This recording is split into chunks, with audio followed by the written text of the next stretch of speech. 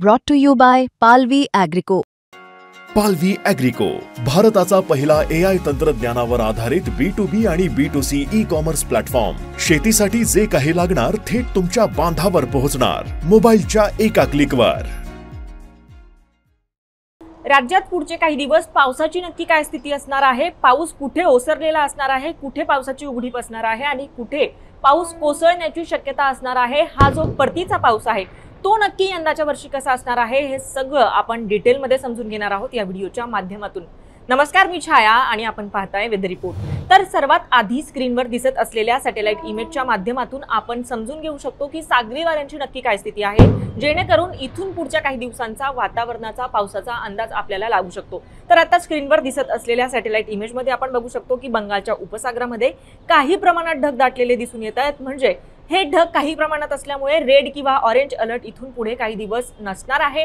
मात्र हे जे ढग आहेत बंगालच्या उपसागरावर आता दिसत असलेले, ते पुढे हे जे नैऋत्य मान्सून वारे आहेत ते पुढे महाराष्ट्राच्या दिशेने सरकताना दिसून येतात आणि त्याचा परिणाम म्हणून कमी ते मध्यम स्वरूपाचा पाऊस इथून पुढचे काही दिवस काही ठिकाणी पडण्याची शक्यता असणार आहे. आता हे आणखी सविस्तर आपण पुढच्या मॅप्सच्या माध्यमातून समजून घेऊ शकतो.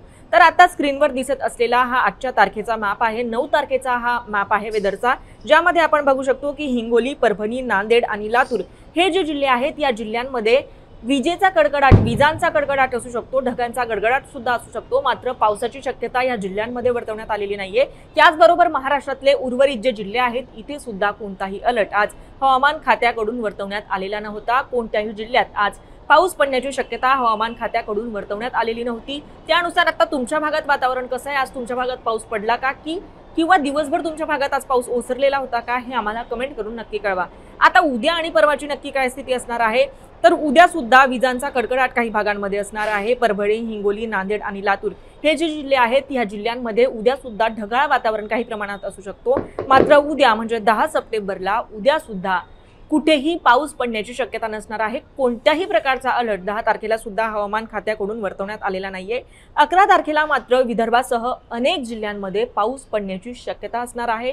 आपण स्क्रीनवर दिसत असलेल्या इमेजमध्ये बघू शकतो गडचिरोली, गोंदिया, चंद्रपूर, नागपूर, वर्धा, यवतमाळ, वाशिम, याचबरोबर नांदेड, लातूर, सोलापूर, धाराशिव आणि सांगली हा जो संपूर्ण पट्टा आहे, हा संपूर्ण पट्टा येलो झोनमध्ये असणार आहे. येलो अलर्ट या सगळ्या जिल्ह्यांना हवामान खात्याकडून वर्तवण्यात आलेला आहे.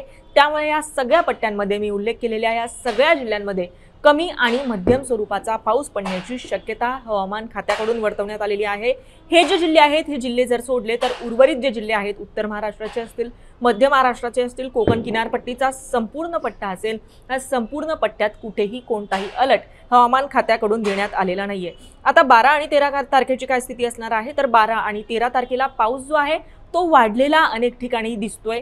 12 आणि 13 तारखेला अनेक जिल्ह्यांना हवामान खात्याकडून येलो अलर्ट देण्यात आलेला आहे.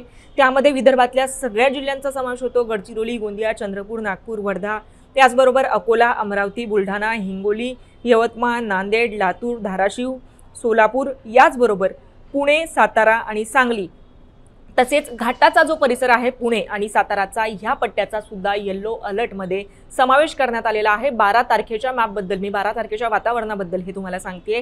आता मी उल्लेख केलेल्या या सगळ्या पट्ट्यांमध्ये विजांचा कडकडाट असणार आहे, ढगांचा गडगडाट असणार आहे आणि पाऊस सुद्धा पडण्याची शक्यता असणार आहे. मात्र ऑरेंज अलर्ट या पट्ट्यात देण्यात आलेला नाहीये. त्यामुळे कमी ते मध्यम स्वरूपाचा पाऊस जो आहे तो या पट्ट्यात पडण्याची शक्यता असणार आहे. आता त्याच्या पुढच्या दिवशी म्हणजे 13 तारखेची काय स्थिती असणार आहे, तर 13 तारखेलाही मध्य महाराष्ट्रातल्या काही जिल्ह्यांमध्ये, विदर्भातल्या काही जिल्ह्यांमध्ये आणि मराठवाड्यातल्या सुद्धा काही जिल्ह्यांमध्ये अति मुसळधार ते मध्यम स्वरूपाचा पाऊस पडण्याची शक्यता असणार आहे. या सगळ्या पट्ट्यांमध्ये सुद्धा विजांचा कडकडाट असू शकतो, मोठ्या प्रमाणात ढग दाटलेले असू शकतात. मात्र मध्यम स्वरूपाचा पाऊस, कमी ते मध्यम स्वरूपाचा पाऊस या पट्ट्यात पडण्याची शक्यता हवामान खात्याकडून वर्तवण्यात आलेली आहे. तर हा परतीचा पाऊस असणार आहे. त्यामुळे अनेक भागांमध्ये पुढचे काही दिवस पाऊस पडण्याची शक्यता सुद्धा हवामान खात्याकडून वर्तवण्यात आलेली आहे. तुम्हाला वेदर रिपोर्ट संदर्भात आणखी काही प्रश्न असतील तर आम्हाला कमेंट करून नक्की कळवा. आणि मुंबई तकला जर आपण नवीन असाल तर मुंबई तक चॅनलला सबस्क्राईब करायला विसरू नका. आणि सगळ्यात महत्त्वाचं म्हणजे हा व्हिडिओ पाहिल्याबद्दल धन्यवाद.